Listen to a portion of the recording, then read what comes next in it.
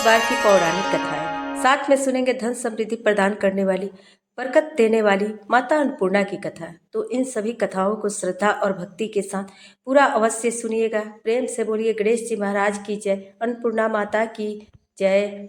बहुत समय पहले की बात है। एक गांव में एक भाई बहन रहते थे। भाई बहुत गरीब था और उसकी बहन पैसे वाली थी। जब बहन के ननद का विवाह था तब बहन ने ना तो अपने भाई को विवाह में आने का निमंत्रण दिया और ना ही कोई चिट्ठी भेजी, ना बुलावा भेजा। भाई को बाहर वाले से पता चला कि उसकी बहन के ननद का विवाह है। भाई ने अपने गांव वालों को बताया। तब गांव वालों ने अपनी उसकी बहन से चुनरी, बिछिया, साड़ी जैसा जिनसे बन पड़ा कन्या के लिए दिया। भाई सारा सामान लेकर बहन के गांव पहुंचा। बहन के घर जाने पर बहन की देवरानी बोली, भाभी जी आपके भाई आए हैं। तो बहन ने पूछा, कैसे आए हैं और क्या पहना है? तब देवरानी ने कहा, पैदल आए हैं, फटी पगड़ी फटी धोती पहने हैं। तो बहन बोली, मेरे ससुर हवेली के सामने दुकान में बैठे हैं, मुझे शर्म आती है। भाई को बोलो पीछे के दरवाजे से आए। भाई के आते ही बहन ने भाई को एक कमरे में बंद कर दिया, बाहर से ताला लगा दिया। एक तरफ लड़की का विवाह हो रहा था, गाजे बाजे बज रहे थे, अतिथियों को भोजन कराया जा रहा था और दूसरी तरफ भाई को कोई भी पानी तक पूछने वाला नहीं था। तभी भांजे की बहू को दया आई और उसने दरवाजा खोल दिया। दरवाजा खुलते ही भाई वहां से भागा। 2 दिन के भूखे प्यासे रहने के कारण उसे चक्कर आने लगे। रास्ते में एक गणेश जी का मंदिर था, वहां जाकर वह गिर गया और रोते रोते गणेश भगवान को अपनी व्यथा सुनाई और बोला, हे गणेश जी महाराज, आज मेरी गरीबी के कारण से मेरी सगई बहन ने मुझे धिक्कार दिया। घर जाने पर मेरी पत्नी, मेरे बच्चे जब पूछेंगे कि विवाह से क्या मिठाई लेकर आए हो, तो मैं क्या जवाब दूंगा? तब गणेश जी को उस पर दया आ गई और गणेश भगवान बोले, मेरे बगीचे से ककड़ी और तरबूज तोड़ कर ले जा। तब भाई ने ककड़ी तोड़कर झोला में रख लिया और अपने घर गया। घर जाते ही बच्चों ने पूछा, पिताजी बुआ के यहाँ से हम लोगों के लिए क्या लाए हो? झोला खोलते ही छोटे तरबूज सोने के गेंद में बदल गए, बाकी तरबूज काटने से हीरे मोती निकले। पत्नी बोली, आप बहन के घर से इतना कुछ क्यों लाए? आपकी बहन ने हम लोगों को बहुत ज्यादा दे दिया है। भाई ने कुछ भी जवाब नहीं दिया। गणेश भगवान की कृपा से उसके दिन बदल गए। भाई का काम धंधा जोरों से चलने लगा। धीरे धीरे गहने, कपड़े, रहने के लिए मकान बन गए। पत्नी बोली, एक बार ननद जी को बुला कर लाओ। तो भाई ने नए कपड़े, नए जूते पहनकर रथ में बैठकर बहन को लेने गया। देवरानी बोली, भाभी जी आपके भाई आए हैं।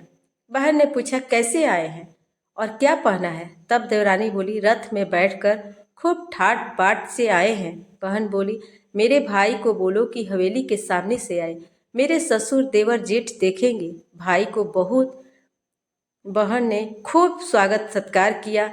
भाई बोला, बहन मैं तुम्हें लेने आया हूँ। तब बहन ने कहा, मुझे भी बहुत दिन हो गए हैं, चलो मैं चलती हूँ।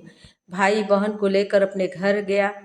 बहन, भाई और उसकी पत्नी ने बहन की खूब खादर सत्कार किया। जो चीज़ें मांगी सब बनवा कर दिया। बहन बोली, भाई मुझे एक जूते चाहिए। तब भाई ने मोची को बुलवाया और कहा, मेरी बहन के लिए ऐसी जूती बनाओ जो मुंह से बोले। भाई ने बहन को बहुत सारा धन देकर विदा किया, पर अभी तक वह जूती नहीं आई थी। बहन रवाना होने लगी, तभी मोची जूतियाँ लेकर आया। बहन ने जूती पहनते ही जूतियाँ बोली, निर्धन भाई के पैसे वाली बहन, गणेश जी का बगीचा नहीं होता तो आज क्या करती? बहन तब भाई की पत्नी से पूछने लगी, यह कहाँ से आवाज आ रही है? तभी भाई ने कहा, सुबह का समय है, कोई जीव जंतु बोल रहे होंगे। भाई घोड़े गाड़ी को जल्दी जाने को कहा। बहन के जाते ही पत्नी जिद करके बैठ गई कि जूतियाँ क्या बोल रही थी। तब पति ने अपनी पूरी आप बीती सुनाई, कैसे बहन ने मुझे 2 दिन भूखा रखा, कमरे में बंद कर दिया था। भांजे की बहू ने दरवाजा खोला, तब मैं बाहर आया और गणेश जी की शरण में जा पहुंचा। गणेश जी की कृपा से हमारे दिन बदले हैं। उसने अपनी पत्नी को सारी बात बताई। तब पत्नी बोली, अगर मुझे मालूम होता तो मैं आपकी बहन को कुछ नहीं देती, मेरा दिया हुआ सब कुछ वापस लेकर आओ। तब पति बोला, गणेश भगवान ने हमें सब दिया है, अगर वह भूखे प्यासा कमरे में बंद नहीं करती तो मैं गणेश भगवान के मंदिर में क्यों जाता? क्या मैं गणेश जी को अपना दुखड़ा सुनाता? तुम अपना मन मैला मत करो, और अपने पर तो गणेश जी की कृपा है और किस चीज की कमी है? फिर दोनों गणेश जी के आगे झुककर प्रणाम किए और जयकारा लगाते हुए, गणेश जी महाराज, जैसे कृपा आपने गरीब भाई पर की, वैसे ही अपने सभी भक्तों पर अपनी कृपा बनाए रखना। तो प्रेम से बोलिए गणेश जी महाराज की जय। अब सुनते हैं गणेश जी महाराज की अगली पौराणिक कथा। एक बार देवी तुलसी विवाह हेतु वर ढूंढने के लिए तीर्थ यात्रा पर निकली थी और ढूंढते ढूंढते वह गंगा किनारे पहुंच गई। उस समय गणेश भगवान गंगा किनारे तप कर रहे थे। उन्हें देखते ही देवी तुलसी उन पर मोहित हो गई और उनके मन में गणेश भगवान से विवाह की इच्छा उत्पन्न हुई। फिर देवी तुलसी ने गणेश जी के पास जाकर उनका ध्यान भंग कर दिया। आंखें खुलने के बाद गणेश भगवान के सामने देवी तुलसी खड़ी थी, लेकिन सामने एक स्त्री है, इसलिए अपने क्रोध को नियंत्रण में रखकर गणेश भगवान ने पूछा, आप कौन है देवी, और मेरा ध्यान भंग करने का क्या कारण है? तो जवाब में देवी तुलसी ने अपने परिचय के साथ गणेश जी से विवाह की बात कर ली। उत्तम में गणेश जी भगवान ने बोले, मैं ब्रह्मचारी हूँ, इस वजह से मैं विवाह नहीं कर सकता। अपने विवाह प्रस्ताव के लिए ना सुनने के बाद देवी तुलसी क्रोधित हो गई और उन्होंने गणेश जी को श्राप दे दिया कि उनका ब्रह्मचर्य टूटेगा और 2 विवाह होंगे। इस बात पर गणेश भगवान भयंकर क्रोधित हो उठे, क्योंकि एक तो वह स्त्री है, इसलिए ध्यान भंग करने पर भी गणेश जी ने कुछ नहीं कहा और इतनी विनम्रता के बाद करने पर भी उन्हें श्राप दिया गया। फिर गणेश जी ने भी देवी तुलसी को श्राप दे दिया कि तुम्हारा विवाह शंखचूड़ नामक असुर के साथ होगा। एक देवी होकर भी उनका विवाह एक राक्षस से होगा। यह जानकर देवी तुलसी विचलित हो गई और विनायक जी से इस कठोर श्राप से मुक्ति दिलाने की क्षमा याचना करने लगी। फिर गणेश जी को तुलसी जी पर दया आ गई। वे बोले, मेरा श्राप तो बदल नहीं सकता, यह तो सच होकर ही रहेगा, लेकिन अगले जन्म में तुम एक पेड़ बनोगी और भगवान महाविष्णु को अत्यंत प्रिय होगी। उनकी पूजा में भी तुम्हारा एक महत्वपूर्ण स्थान होगा और कलयुग के इंसानों को तुम मोक्ष का प्रदान करोगी। लेकिन तुमने मेरा तप भंग किया है और मुझे ब्रह्मचारी होकर भी 2 विवाह का श्राप भी दिया है, इसलिए मेरी किसी भी प्रकार की पूजा में तुम निषिद्ध रहोगी। इस प्रकार तुलसी भगवान की पूजा में निषिद्ध हो गई। प्रेम से बोलिए गणेश भगवान की जय। आइए सुनते हैं गणेश भगवान की विवाह की कथा।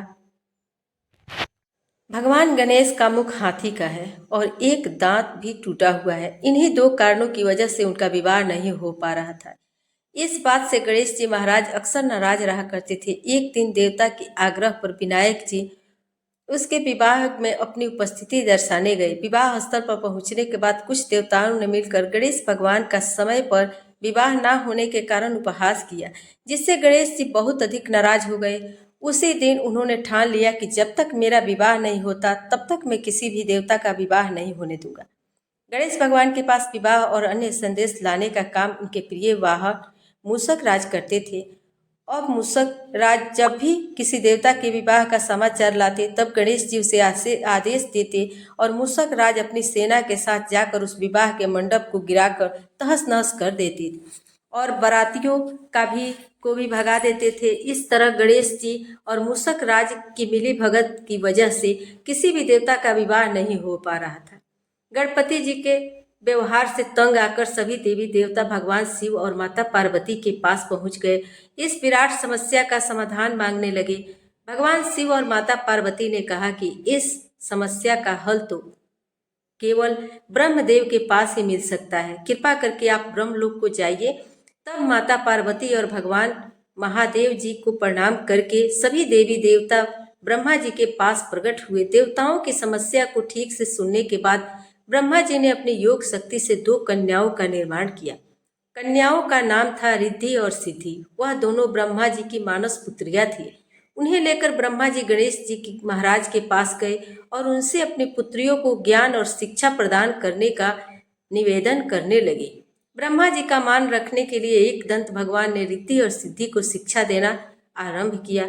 फिर उस दिन के बाद जब भी मूषक राज किसी विवाह का खबर लेकर आते, उस वक्त रिद्धि और सिद्धि गणेश जी को अपनी बातों में उलझा कर रखती। इस तरह गणेश जी का ध्यान किसी और विषय पर नहीं रहता और दूसरी तरफ देवताओं का विवाह संपन्न हो जाता।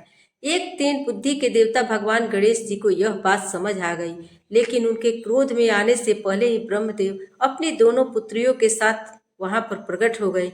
रिद्धि और सिद्धि के सामने देखते ही गणेश जी का क्रोध बढ़ने लगा, किंतु विनायक जी के मुख से कोई भी शब्द निकलने से पहले भगवान ब्रह्मा जी ने कहा, गणेश जी, आपने स्वयं मेरी पुत्रियों को शिक्षा दी है और अब मुझे इन दोनों के विवाह योग्य वर नहीं मिल रहा। मेरी आपसे विनती है, आप रिद्धि और सिद्धि से विवाह करके मुझे धन्य कीजिए। परमपिता ब्रह्मदेव जी के शांत बाणी सुनकर गणेश जी को क्रोध शांत हो गया और वे विवाह प्रस्ताव के लिए हंसी खुशी राजी हो गए। विवाह के बाद अपनी दोनों पत्नियों से उन्हें 2 पुत्र प्राप्त हुए, जिनका नाम रखा गया शुभ और लाभ। तो प्रेम से बोलिए भगवान गणेश जी की जय। आइए अब सुनते हैं गणेश जी के पूजा पाठ में सुनी जाने वाली पौराणिक कथा। एक गांव में एक सेठ और सेठानी रहते थे। वे बहुत ही धार्मिक प्रवृत्ति के थे और वे गणेश जी के अनन्य भक्त थे। वे दोनों बिना चुके हर बुधवार के दिन गणेश जी का व्रत रखते और शाम को ब्राह्मणों को भोजन कराने के बाद अपना व्रत खोलते थे।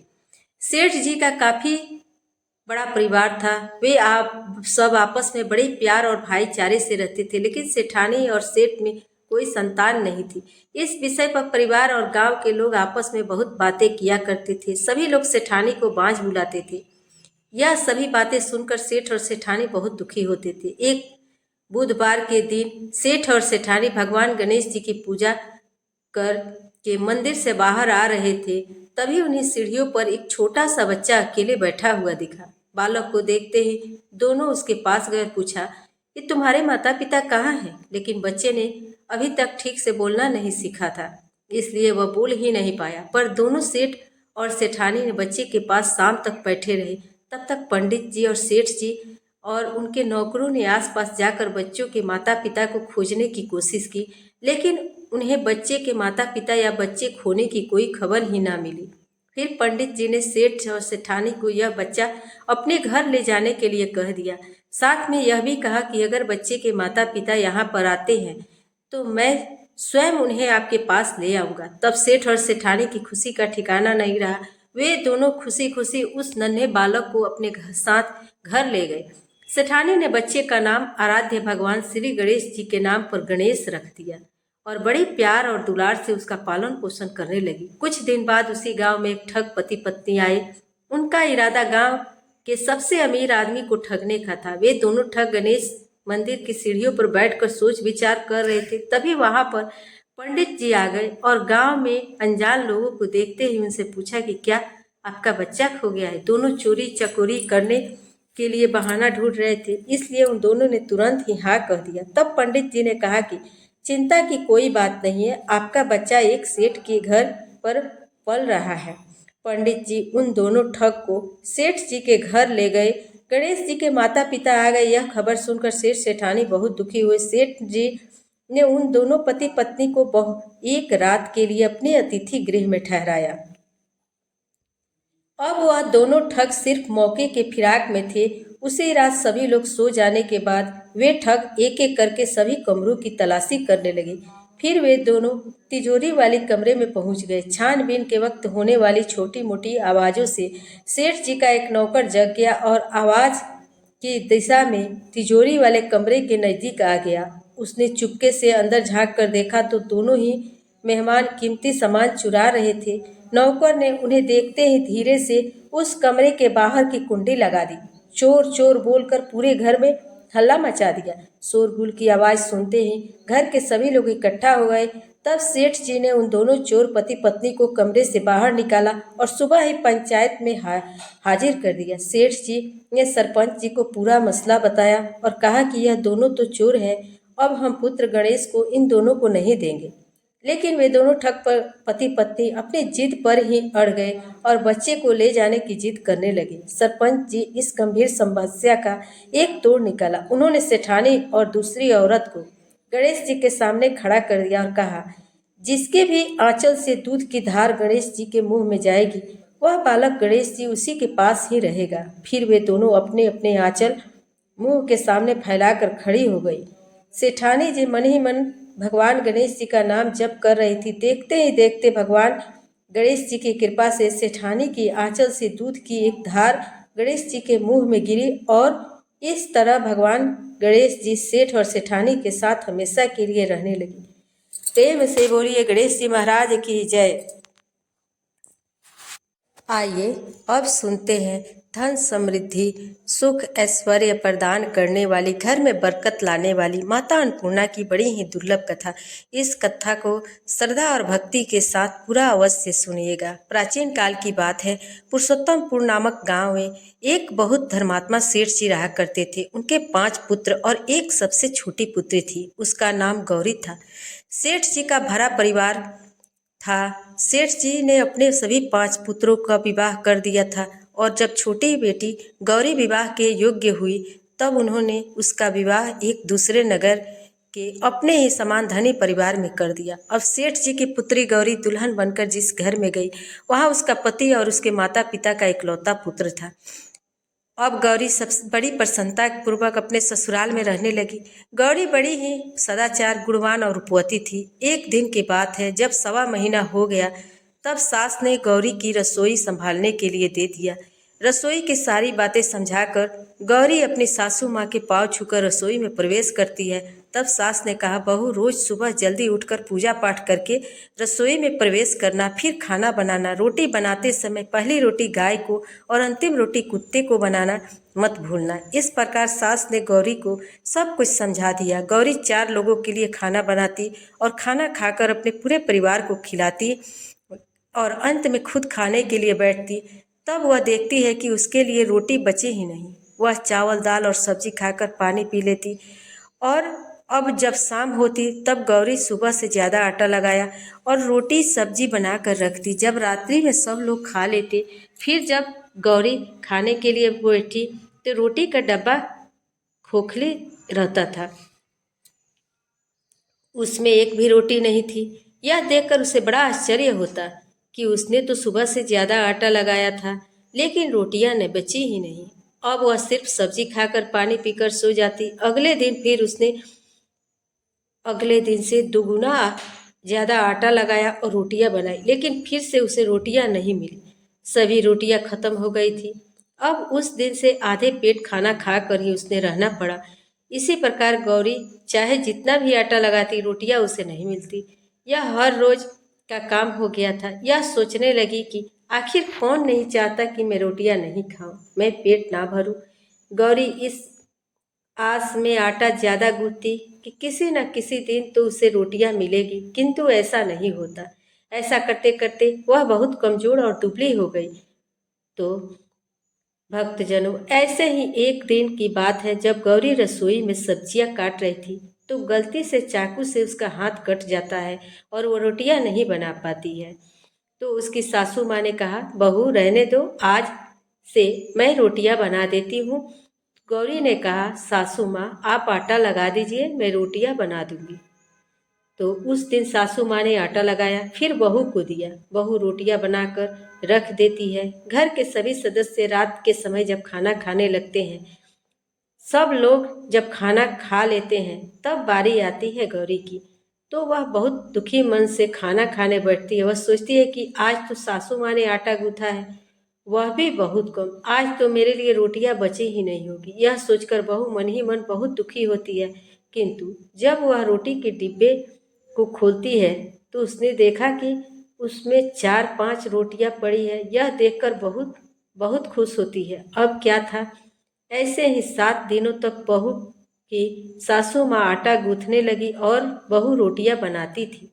बहू को रोज रोटियां मिलने लगी। इन 7 दिन बहू ने भर पेट खाना खाया। 8वां दिन आया तो बहू का हाथ भी ठीक हो गया था। तब सासू माँ ने कहा, गौरी बेटा, क्या मैं आज आटा गूंथ दूँ, फिर तुम आटा गूंथ लोगी? तब गौरी ने कहा, नहीं माँ, मेरा हाथ अब ठीक हो गया है, मैं आटा गूंथ लूँगी। उस दिन गौरी ने आटा गूंथा और रोटियां बनाई, सबको प्रेम पूर्वक खाना खिलाया। जब उसके खाने की बारी आई तब उसने देखा कि रोटी के डिब्बे में तो रोटी है ही नहीं, पूरी रोटी खत्म हो गई है। यह देखकर वह गौरी बहुत ही आश्चर्य में पड़ जाती है। वह सोचती है, जब सासू माँ ने आटा लगाया तब तक तो मुझे रोटियां मिलती थी, लेकिन जब से मैं आटा गूंथने लगी तो मुझे रोटियां ही नहीं मिलती, जबकि सासू माँ मुझसे बहुत ही कम आटा गूंथती थी। इसके बाद भी पूरा परिवार उसमें खा लिया करता था। ऐसी क्या बात है? यह सारी बातें सोचकर गौरी बहुत ही परेशान हो जाती और दिन भर दुखी रहती। एक दिन की बात है, गौरी के पति ने गौरी से पूछा, गौरी, तुम इतना उदास क्यों रहती हो? इतना सारा धन संपत्ति, सब कुछ तुम्हारा ही तो है। तुम्हें रोकने टोकने वाला कोई नहीं है। तुम अपने मन से अपनी पसंद के भोजन बनाकर खाती हो। तुम दिन प्रतिदिन इतनी कमजोर कैसे होती जा रही हो? गौरी ने लाज और संकोच से अपने पति से कुछ नहीं बताया। तब उसने पति ने सोचा कि शायद उसकी पत्नी को उसके माता पिता की याद आ रही हो, इसलिए अगले दिन गौरी का पति अपने माता पिता से कहता है कि पिताजी, मुझे लगता है कि गौरी को उसके माता पिता की याद आ रही है। मैं उसे उसके मायके ले जाकर सबसे मिलवा लाता हूँ। अपने बेटे की बातें सुनकर गौरी के सास ससुर तैयार हो जाते हैं और उसे जाने की अनुमति दे देते हैं और कहते हैं, बेटा, यदि बहू को अपने माता पिता से मिलकर प्रसन्नता होती है तो अवश्य है तुम उसे उसके मायके ले जाओ। अब गौरी का पति अपनी पत्नी को लेकर उसके मायके जाता है और दामाद और बेटी को देखकर उसका बहुत ही आव भगत होता है। तरह तरह के व्यंजन बनाए जाते हैं, उन्हें खिलाए जाते हैं, बहुत सेवा सत्कार होता है। उसी दिन रात्रि के समय मिलने पर गौरी की माँ अपनी बेटी को कोने में ले जाकर पूछा, बेटी, तुम इतनी दुबली पतली कैसे हो गई? तुम तो बहुत ही कमजोर दिख रही हो। क्या बात है? तुम्हें कौन सी बात खाई जाती है? क्या तुम्हारे ससुराल वाले तुम्हारी चिंता नहीं करते, तुम्हें दुख देते हैं, या ऐसी कौन सी बात है जिससे तुम्हारी यह दशा हो गई है? अपनी माँ की बात सुनकर गौरी अपनी सारी परेशानी, सारी चिंताएं, सब कुछ बताती है। अपनी बेटी की बात सुनकर गौरी की माँ ने कहा, बेटी, हमें लगता है माता अन्नपूर्णा तुमसे नाराज हो गई हैं। इस विषय में तो मैं कुछ नहीं कर सकती हूँ, क्योंकि तुम्हारे ससुराल में हमारा बोलने का कोई अधिकार नहीं है। इसलिए मैं तो कहूँगी कि तुम यहाँ से जाने के बाद इस विषय में अपनी सास और ससुर से बात करना। वही कुछ हल बताएंगे और तुम्हारी समस्या का समाधान होगा। बेटी माँ अन्नपूर्णा जिससे नाराज होती है उसके साथ ऐसा ही होता है। अब अपनी माँ की बातें सुनकर गौरी निश्चय करती है कि वह सारी बातें अपनी सासू माँ से कहेगी। अब जब सुबह का समय होता है तो गौरी अपने माता पिता के साथ विदा लेकर अपने ससुराल आ जाती है। ससुराल आने के बाद वह अपने ससुर और पति से सारी बातें कहती है। वह कहती है, माँ जी, जब से मैं रसोई संभाला है, मैं खाना बनाती हूँ, तब से मुझे एक भी दिन रोटियाँ नहीं बचती। मैं बिना खाए ही सो जाती हूँ। किसी किसी दिन पानी पीकर ही सो जाती हूँ। किसी किसी दिन चावल सब्जी खाती हूँ। रोटी तो मुझे मिलती ही नहीं है। और माँ जी, आपको याद है मेरा हाथ कट गया था, तब आप उस समय आटा गूँथा करती थी और वह भी बहुत कम, फिर भी मेरे लिए रोटियाँ बचा करती थी और मैं पेट भर खाना खाती थी। लेकिन अब जब मेरे हाथ का घाव ठीक हो गया, तब से मैं फिर से आटा गूँथने लगी और रोटियां बनाने लगी। अब मेरे लिए फिर से रोटियां नहीं बचती, मैं आधे पेट ही खाना खाती हूँ। अपनी बहू की बातें सुनकर सास को बहुत कुछ समझ में आ गया। उसने कहा, बहू, यह शायद मेरी ही गलती है। मैंने तुम्हें सब कुछ बताया, सब कुछ सिखाया, लेकिन एक बात तो बताना ही भूल गई। ऐसा कहकर सासू अपनी बहू को हाथ पकड़कर गौरी को रसोई में ले जाती है। एक परात में आटा निकालकर उस आटे को अच्छे से गूंथती है। गूंथने के बाद उस गूंथे हुए आटे पर अपनी उंगलियों की 5 छाप लगा देती है और कहती है कि बहू, यह माँ अन्नपूर्णा छाप होता है, उनका चिन्ह माना जाता है। आटा लगाने के बाद कोई भी स्त्री इस तरह छाप लगाती है तो उसके घर में बरकत होती है। इसका अर्थ है यह है कि माँ अन्नपूर्णा की कृपा सभी परिवार वालों पर बरसे और कोई भी सदस्य भूखे पेट ना सोए। बहू, मैं तुम्हें ऐसा बताना भूल गई, तुम आटा लगाते वक्त आटे पर अपनी 5 उंगलियों का छाप छोड़ देना और माँ अन्नपूर्णा तुम्हारे ऊपर अवश्य ही कृपा करेगी। तुम कभी भी खाली भूखे पेट नहीं सोओगी। यह बरकत का चिन्ह होता है। अब अपनी सासू माँ की बात सुनकर बहू हर रोज आटा गूंथती और फिर उस पर अपनी 5 उंगलियों का छाप छोड़ देती और रोटियां बनाती। अब बहू को हर रोज रोटियां मिलने लगी। वह भर पेट भोजन करने लगी और स्वस्थ भी हो गई। माँ अन्नपूर्णा की कृपा उस पर बरसने लगी। उसके हाथ में माँ अन्नपूर्णा का वास हो गया। घर पर कोई भी सदस्य भूखा नहीं रहता और जो कोई मेहमान आता, कोई भीख मांगने के लिए भिक्षुक आता, उसे भी वह खाना खिलाकर ही घर से विदा करती थी। इस प्रकार बहू के ऐसा करने से उसके घर में बरकत होने लगी, अन्न की वर्षा होने लगी। तो भक्तजनों, आटे को गूंथ कर उस पर 5 उंगलियों का छाप लगाना हमारी पुरानी परंपरा है। यह बात मैंने अपने दादी और मम्मी से सुना था। यह माता लक्ष्मी जी और माता अन्नपूर्णा का चिन्ह माना जाता है। ऐसा करने से माता अन्नपूर्णा सदा प्रसन्न रहती है और घर वालों पर अपनी कृपा दृष्टि बनाए रखती है। हमारे पूर्वजों से लेकर अब तक की परंपरा चली आ रही। सभी माताएं बहनें अपनी 5 उंगलियों का छाप आटे पर अवश्य ही लगाती हैं और माँ अन्नपूर्णा से प्रार्थना करती हैं कि सबका पेट भरना, सबका कल्याण करना, घर में धन की वर्षा करना। प्रेम से बोलिए अन्नपूर्णा माता की जय, गणेश भगवान की जय।